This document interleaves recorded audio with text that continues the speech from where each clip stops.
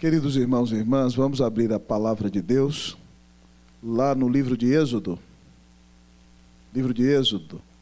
Nessas férias, Deus falou, amados irmãos, ricamente ao meu coração. E me deu, deixa eu contar aqui, 1, 2, 3, 4, 5, 6, 7, 8, 9, 10, 11, 12, 13, 14, 15, 16 mensagens. 14 delas no livro de Êxodo. E eu vou estar pregando para você nesses próximos tempos aí no livro de Êxodo, clamando a Deus que, como o pastor Camargo, Luciano oraram, Deus nos dê um avivamento. E Deus falou ricamente ao meu coração no livro de Êxodo, no capítulo de número 33. Êxodo 33, segundo livro da Bíblia, capítulo de número 33. Nós vamos ler um texto muito precioso da palavra do Senhor. Êxodo 33, de 12 a 23. Nós vamos ler nesta noite. Êxodo 33, de 12 a 23. Eu convido a igreja para que se coloque de pé.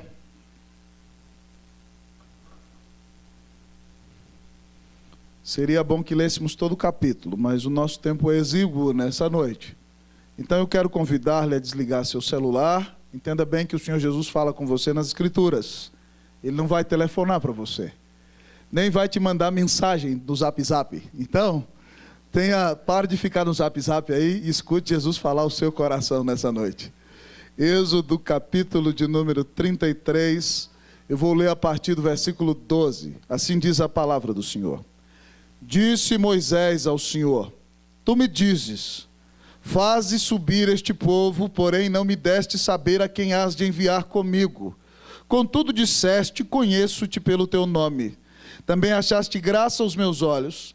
Agora, pois, se achei graça aos teus olhos, rogo-te que me faças saber neste momento o teu caminho, para que eu te conheça e ache graça aos teus olhos, e considera que essa nação é o teu povo. Respondeu-lhe: a minha presença irá contigo, e eu te darei descanso. Então lhe disse Moisés: se a tua presença não vai comigo, não nos faça subir deste lugar. Pois como se há de saber que achamos graça aos teus olhos, eu e o teu povo? Não é porventura em andares conosco, de maneira que somos separados, eu e o teu povo, de todos os povos da terra?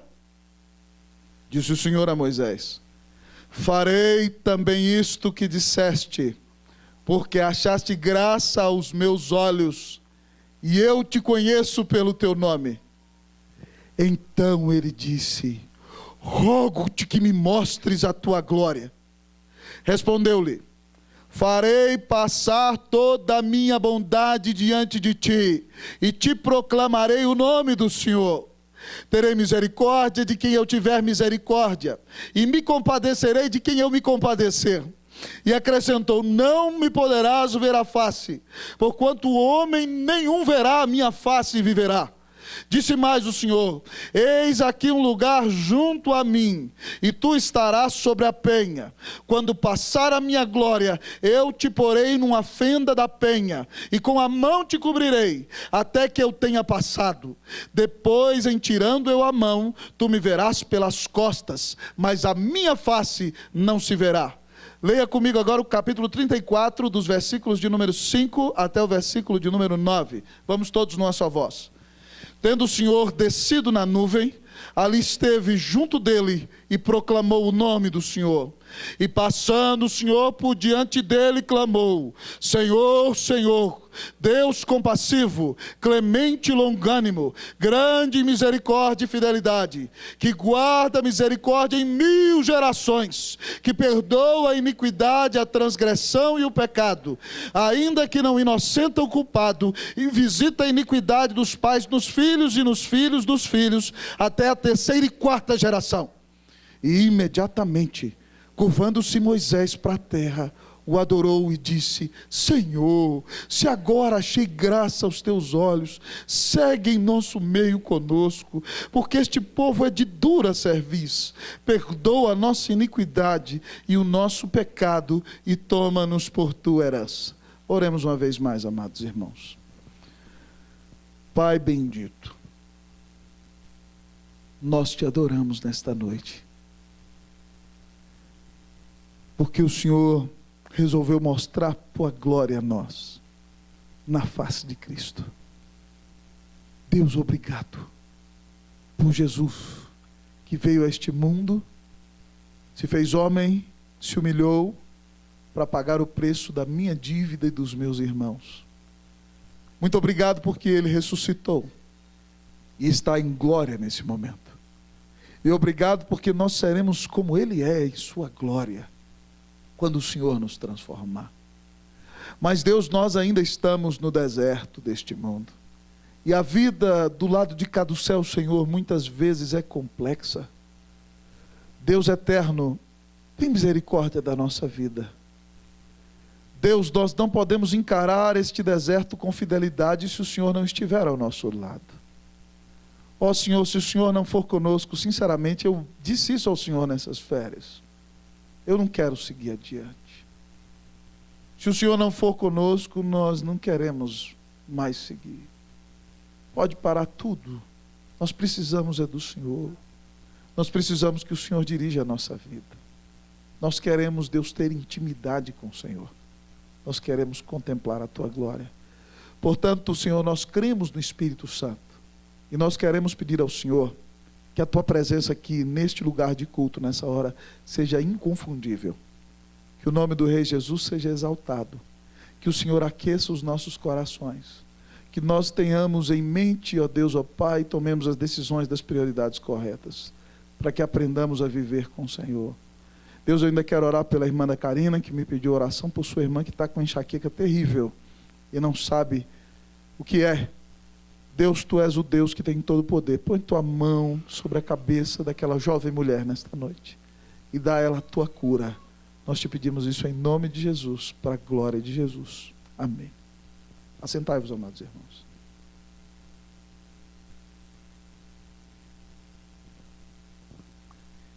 Queridos irmãos e irmãs, tirar férias é muito bom. É bom demais, não é verdade, meu irmão? Louvado seja Deus, porque Deus é o Deus eternamente sábio. E Ele, quando cria o Shabá, o dia de descanso, institucionalizou a nossa limitação e nos mostra que nós não somos nada e não podemos viver freneticamente todos os dias da nossa vida como se nós fôssemos a razão da existência, mas nós somos obrigados a parar. E eu tive 20 dias abençoados de férias neste mês.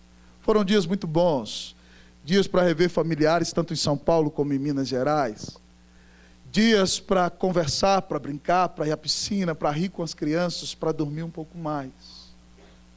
Mas o melhor, amados irmãos, que aconteceu comigo nessas férias, foram os momentos preciosos que eu tive a oportunidade de conversar com aquele ser mais maravilhoso do universo, com Deus eterno.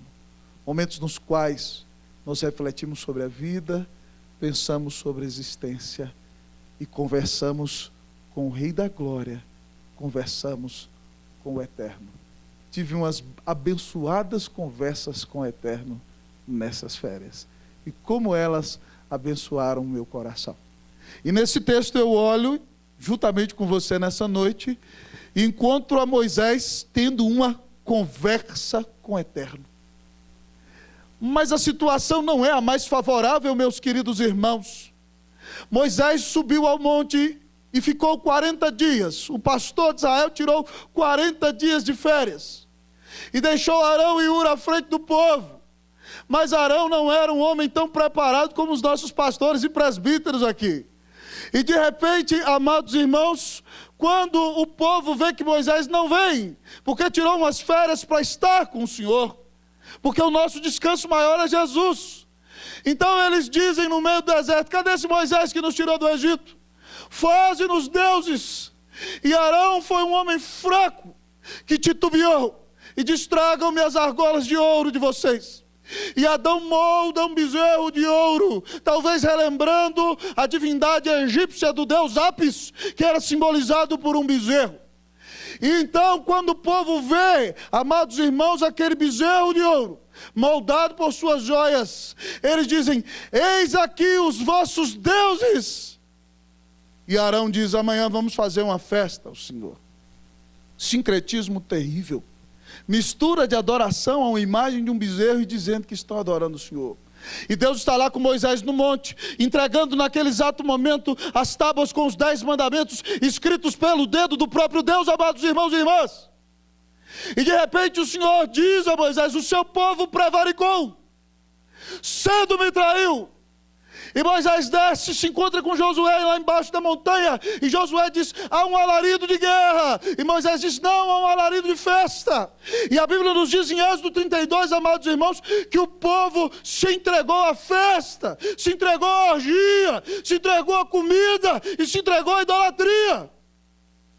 E quando Moisés chega, amados irmãos, no acampamento e vê aqueles milhares de pessoas no seu pior estado, adorando a ídolos, idolatrando, bebendo e se prostituindo, Moisés, irado, pega as tábuas que Deus escreveu com a sua própria mão e as lança no chão, toma o bezerro, o derrete, amados irmãos, e faz com que o povo beba as próprias cinzas que sobram do bezerro de ouro.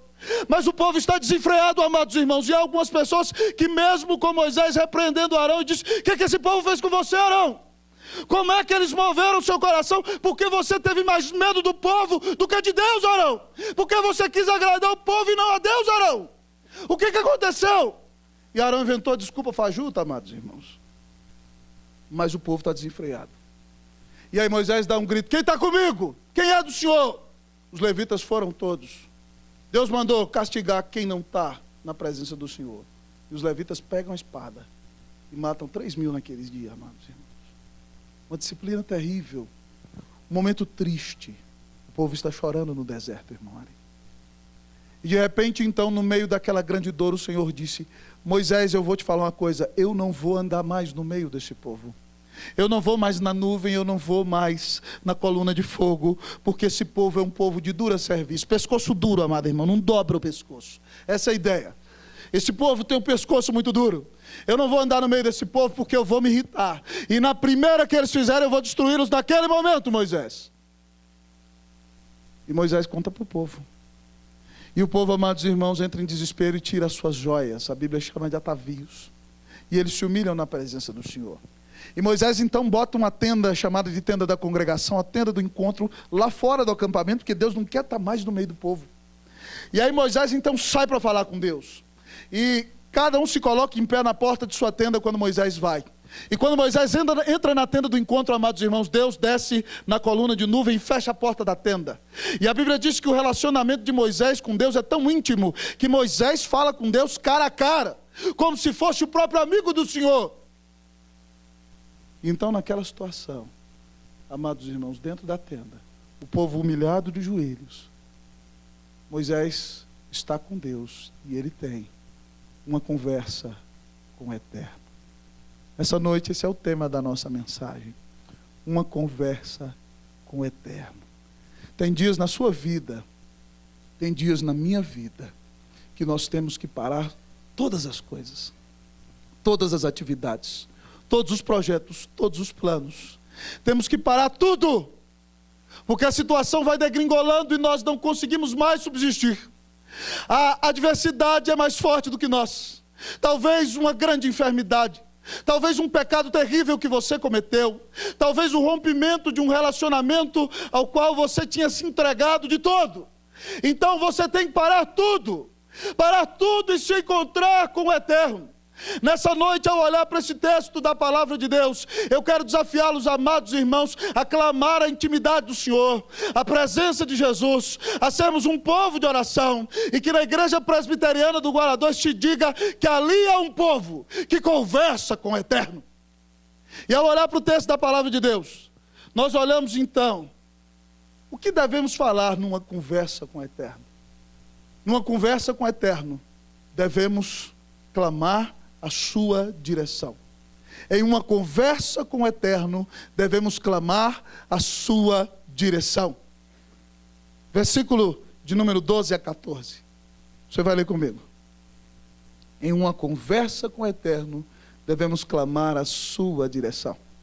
Eu leio o 12, vocês o 13 e nós todos o 14. Disse Moisés ao Senhor: tu me dizes, faze subir este povo, porém não me deste saber a quem has de enviar comigo. Contudo disseste, conheço-te pelo teu nome. também achaste graça aos meus olhos.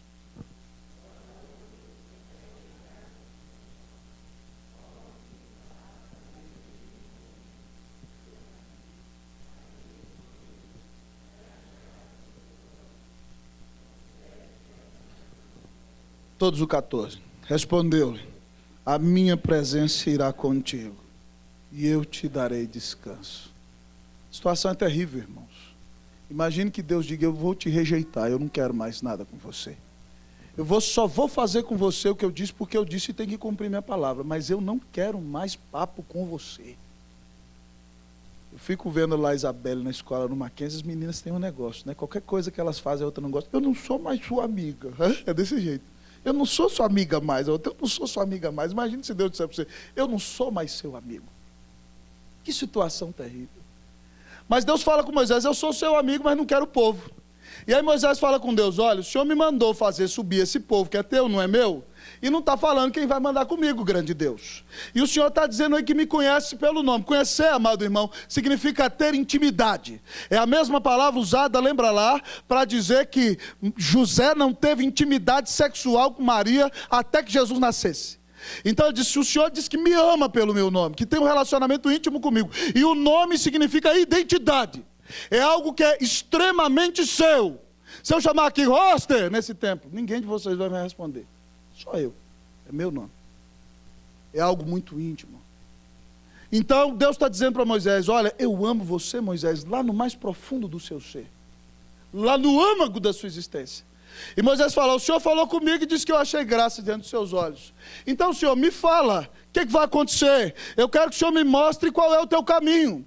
Como é que o Senhor vai nos dirigir? Qual é o teu projeto para nós? Para que eu te conheça e de fato ache graça diante dos olhos do Senhor. E o Senhor se lembre que o Senhor pagou por esse povo. O Senhor tirou esse povo do Egito. Considera que essa nação é teu povo. Moisés clama a Deus, amados irmãos, para que Deus o dirija no seu caminho. Moisés pede a direção de Deus. Moisés fala: Senhor, eu quero te conhecer e quero que o Senhor me dirija nesse processo. E ele clama ao Senhor e Deus responde a ele: a minha presença irá contigo e eu te darei descanso. Amados irmãos, numa conversa com o Eterno, nós devemos pedir a Deus que dirija a nossa vida. Nós devemos entender que nós não sabemos caminhar sozinhos do deserto da existência. Nós devemos de fato acreditar e confiar que se nós formos por nossa própria ideia, nossa própria cabeça, nós faremos tudo errado. Então, como Moisés, naquele momento de terrível dor, já com seus 80 anos, diz ao Senhor: Senhor, eu preciso que o Senhor me mostre o teu caminho. Senhor, me dá a tua direção.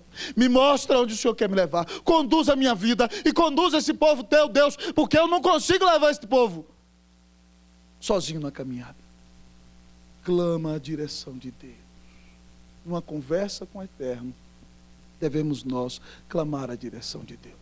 Salmo 25:12 diz assim: ao homem que teme ao Senhor, ele o ensinará no caminho que deve escolher. Salmo 32:8 diz assim: eu instruir-te-ei, te ensinarei, sob as minhas vistas eu te darei conselho. Amados irmãos, Deus guia a nossa vida, Deus nos conduz. Vou contar para vocês um testemunho pessoal. O povo antigo da igreja já ouviu, está cansado de saber, mas como sempre está chegando gente nova aqui, eu tenho que contar essa história para você. Está ficando tempo, hein? Já está dando tempo. Há 7 anos atrás, 7 anos e meio atrás, Deus nos deu a bênção com a minha querida Cleusa de voltarmos do Chile, depois de 7 anos no Chile, com 2 pequenininhos chilenos brasileiros nos nossos braços. E de repente então, Deus foi conduzindo a nossa vida e nós começamos a orar: Senhor, mostra-nos o teu caminho, mostra para onde o Senhor quer que nós nos mudemos. Nós entendemos que tínhamos que sair do Chile, renunciamos ao pastorado da igreja sem ter um convite certo. E aí Deus começou a trazer possibilidades para nós. Havia uma possibilidade em Goiânia, outra em São Paulo, outra em Paracatu e outra em Unai. E apareceu, amados irmãos, a igreja presbiteriana do Guará 2. O meu colega que me indicou para a igreja do Guará 2 disse: vai lá, rapaz, concorrer, você é o único candidato. Não era coisíssima nenhuma. Ele conhecia o Osasco. E aí ele falou com o Osasco do Sínodo, já tinha 2 candidatos certos para vir aqui, e o Osasco falou: não, vamos levar o pastor para pregar lá. E trouxe, falou com o conselho e eu vim. E aí, amados irmãos, eu cheguei aqui, preguei de manhã na igreja. Nós tivemos um momento no qual eu me sentei no velho templo, deve ser ali mais ou menos onde o Ari estava, eu me sentei. A igreja fez um montão de perguntas, depois eu preguei. Depois à tarde eu conversei com outros irmãos, comemos uma mandioquinha ali, que eu nem sei que preparou, mas estava tão boa, né, Carlos, aquele dia. E depois nós tivemos uma reunião com o conselho à tarde. E estava muito agradável a reunião. Até que no meio da reunião eu perguntei para os irmãos, me veio, né, vocês têm algum outro candidato? E um irmão respondeu, temos. E falou o nome de 2 pastores importantes da igreja presbiteriana. E eu saí lá de casa, irmão, estava nevando. Eu deixei minha mulher com a menininha de 3 meses dentro do apartamento. Estava nevando, eu fiz compra para 2 semanas. Para ela nem precisar sair, porque quando neva, no Chile, quem tem bebê não sai. E aí eu falei, Deus, o que eu vim fazer aqui? O que eu vim fazer nesse lugar? Eu fiquei bravo, sabe? Fiquei, Senhor, o que o Senhor me trouxe aqui? Eu não estou com tempo a perder, não.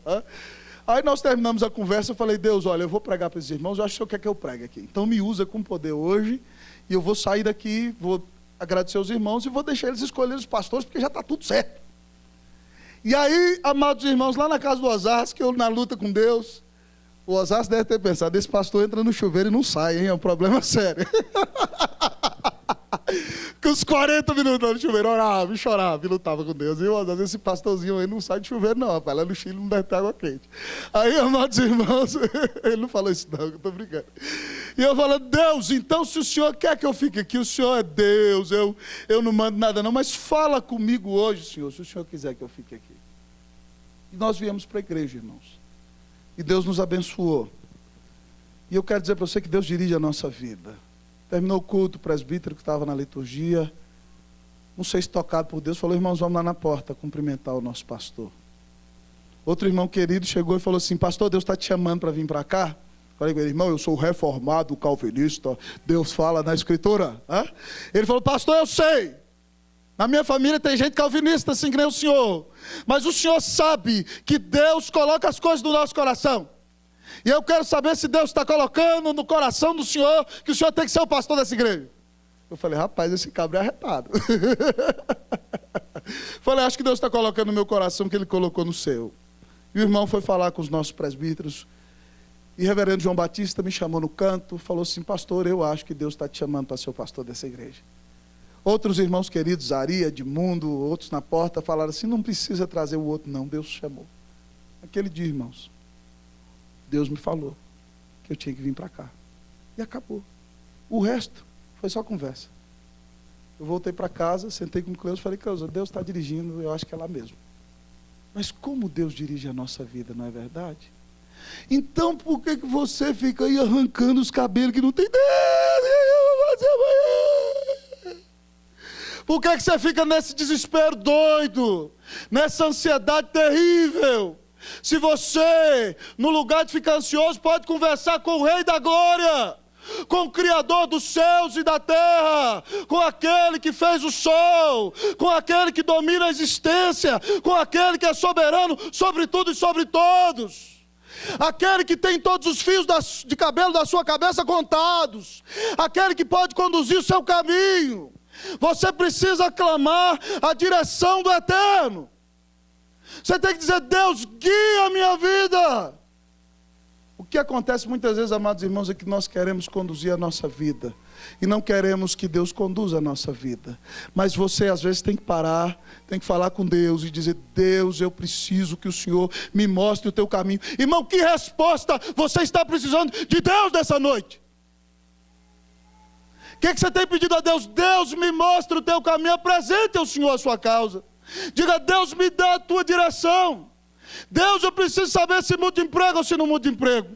Deus, eu preciso saber se compra ou não compra aquele imóvel. Deus, eu preciso saber, Deus, para onde o Senhor quer que eu vá. Preciso saber se o Senhor quer que eu abençoe missões como Deus. Eu preciso saber o que o Senhor quer fazer na minha vida. Deus, dirige a minha vida. Clame, irmão, a direção do Senhor. Quando nós nos encontramos com o Eterno, nós temos que clamar a sua direção sobre a nossa vida. Então entenda que hoje você não veio ouvir um mero homem, como Carlos bem disse em sua oração. Você está sentado nesse lugar para ouvir o Eterno. Ele está ouvindo todas as perguntas que estão subindo no seu coração nesse momento e está te respondendo na Escritura. Clame a direção do Eterno. Mas, amados irmãos, o texto da palavra nos diz que quando nós temos uma conversa com o Eterno, quando nós nos sentamos no chá das 5 com o Rei da Glória e conversamos com Ele, em uma conversa com o Eterno, além de pedir a sua direção, devemos, amados irmãos, expressar a nossa dependência. Em uma conversa com o Eterno, devemos expressar a nossa dependência. Repita comigo, vamos lá? Em uma conversa com o Eterno, devemos expressar a nossa dependência. Eu vou ler o versículo de número 15 e vocês o 16. Deus disse que ia dirigir a vida dele no 14.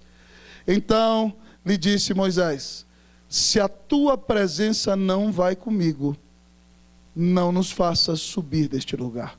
Vocês o 16.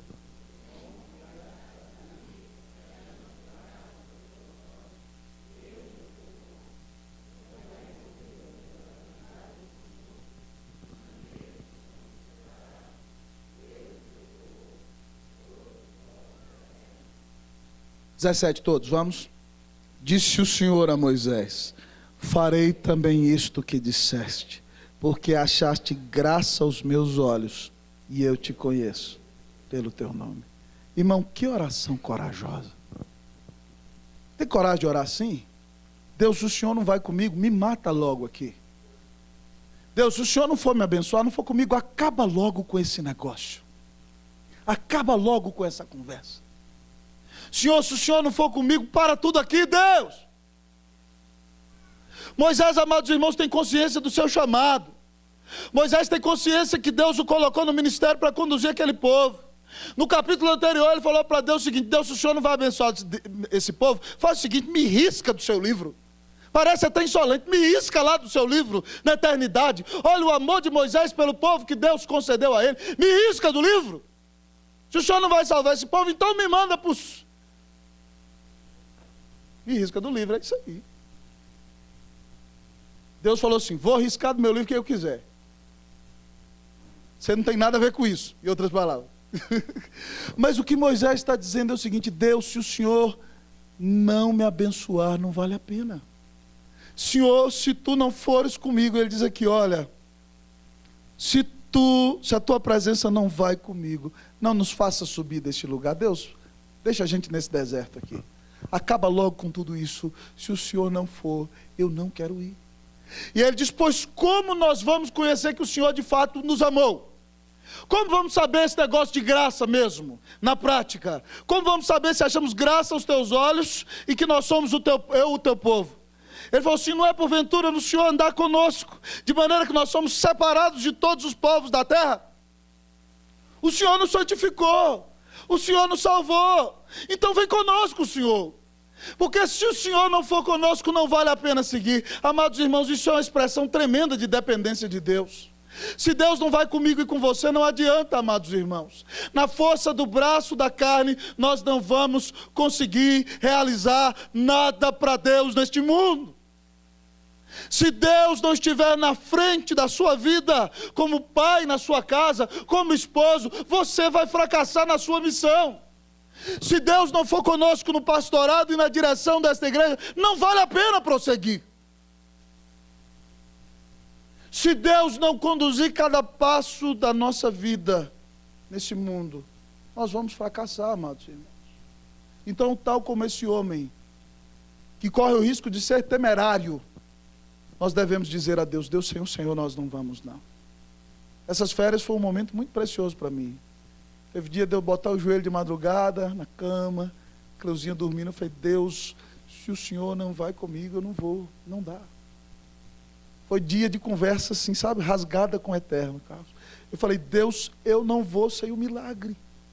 Parece rebelde, né? Mas não, eu não vou sem o milagre do Senhor, sem o milagre da conversão, sem o milagre do avivamento. Se o poder do Espírito não for, eu não vou, eu não tenho condição de ir, eu não posso, Deus.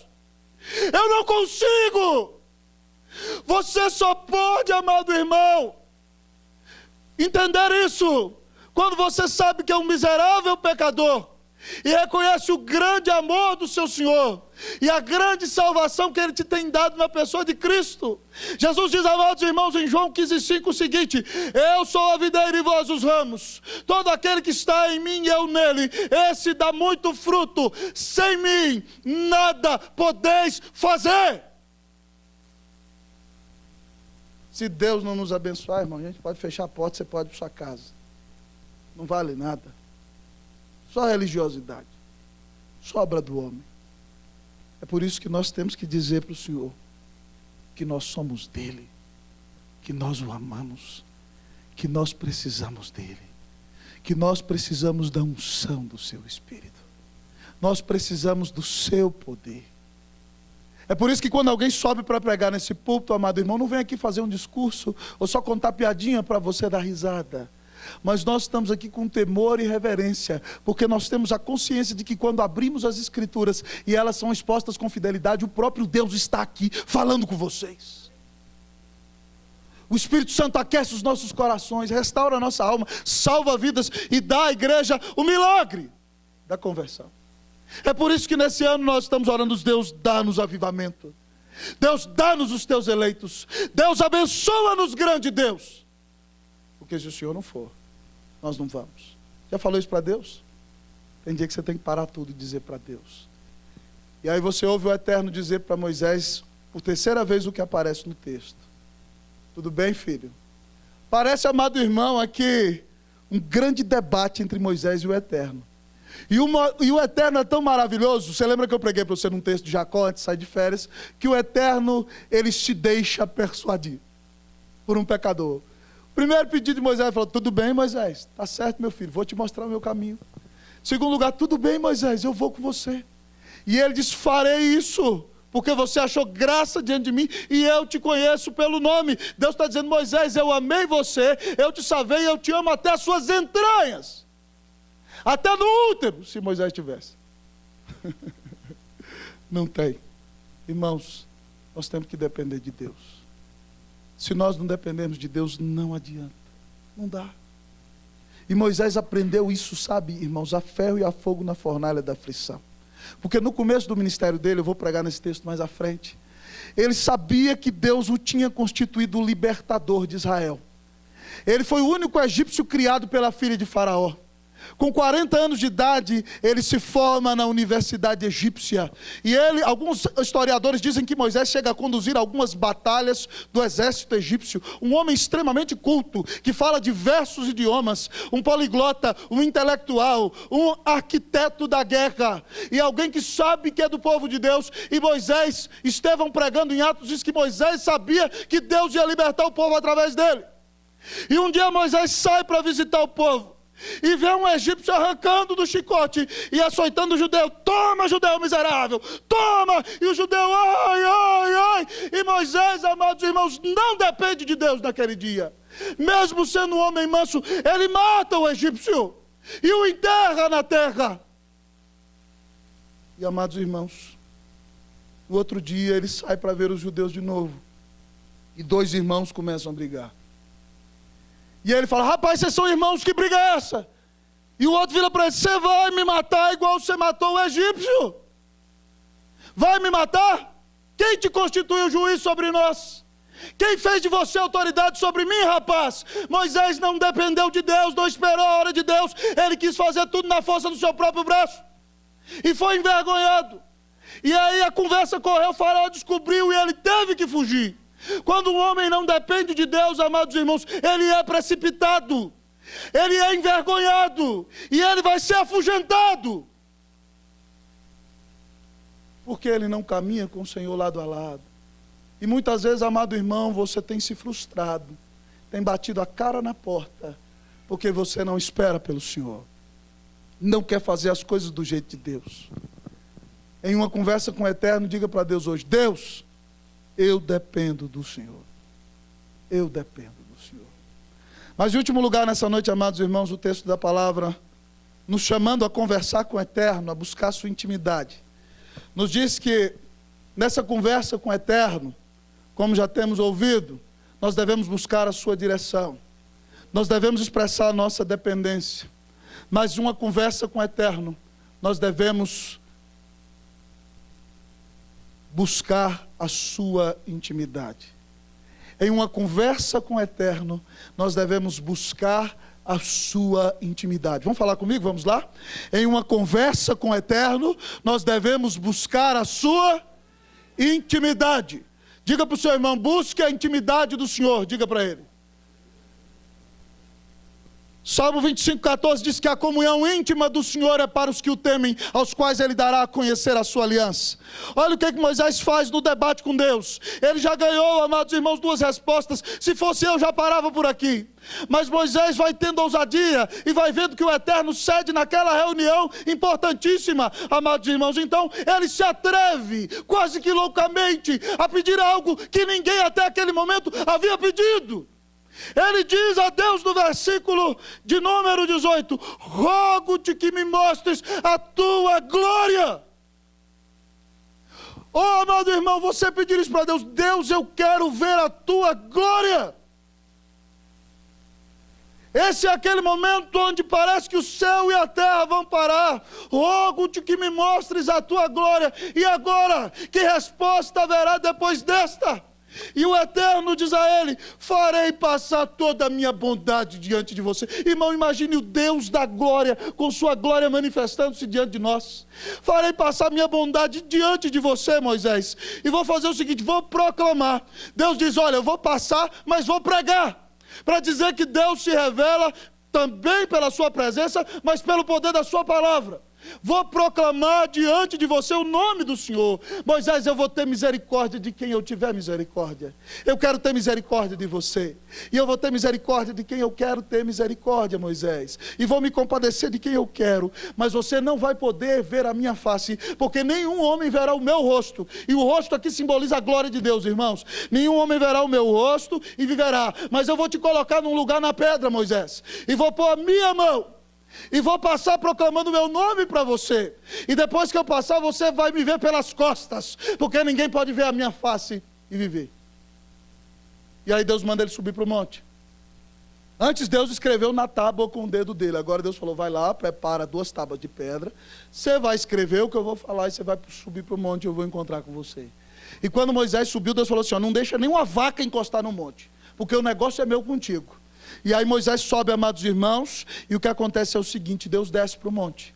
E Moisés, então, ali, a palavra diz que Moisés proclama o nome do Senhor. A ideia é que ele clama o nome do Senhor.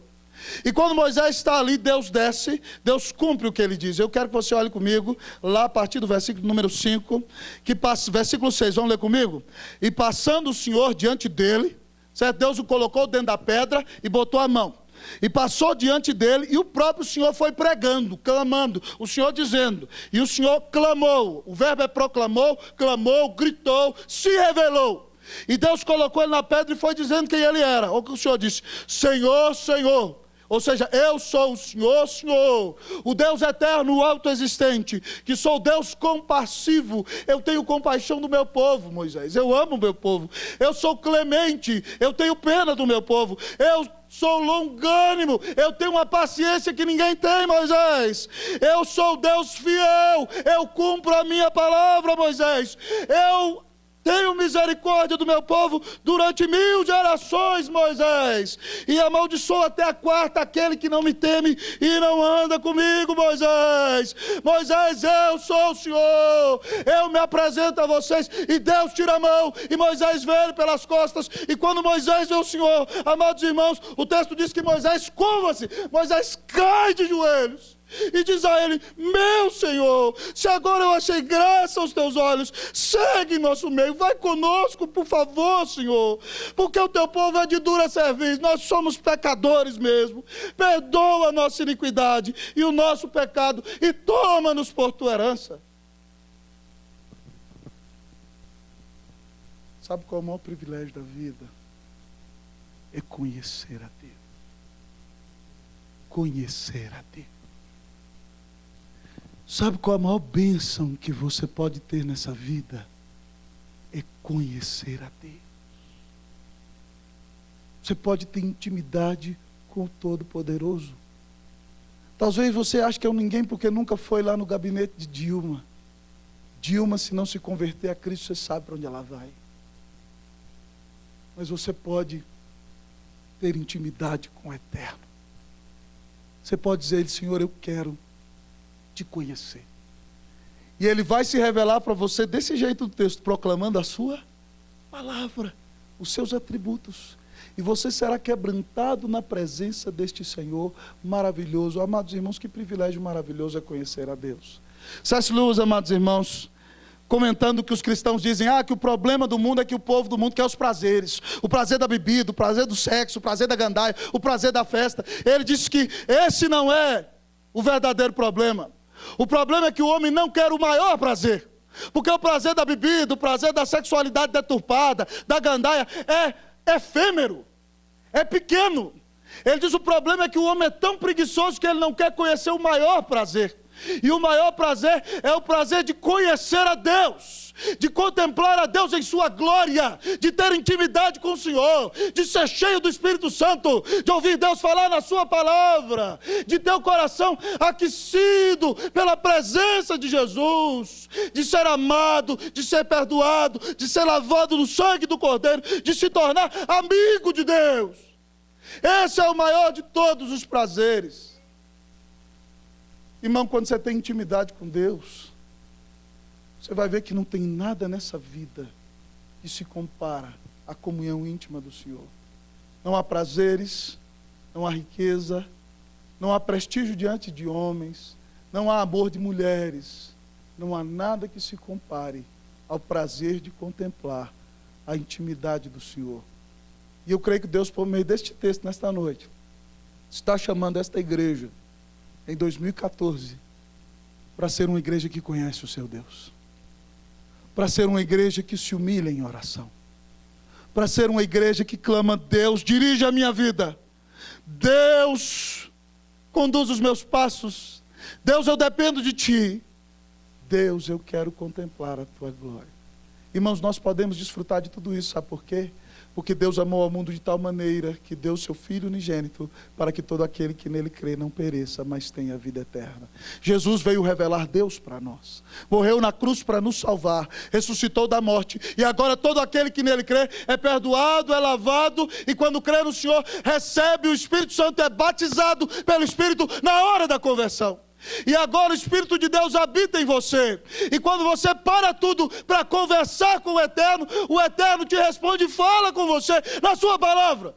E então, querido, você tem um diálogo com o Pai Celestial, e Ele inunda a sua vida da sua presença de maneira tão maravilhosa que parece que você está no céu, mesmo morando nessa terra tão perdida. Eu fiz 3 pedidos para Deus ao ler esse texto esse ano. Sabe o que eu disse? Senhor, dirige a minha vida. Senhor, vai comigo. Senhor, eu quero conhecer a Tua glória. O que você vai pedir para Deus nesse ano? Não existe maior bênção do que a bênção de conhecer a Deus. Os grandes homens da história da igreja: João Calvino, Jonathan Edwards, John Knox, gente preciosa de Deus. George Miller era gente que disse ao Senhor um dia: eu quero conhecer a Tua glória. Que Deus nos ajude nesse ano a termos conversas abençoadas e preciosas com o Eterno. Oremos ao Senhor.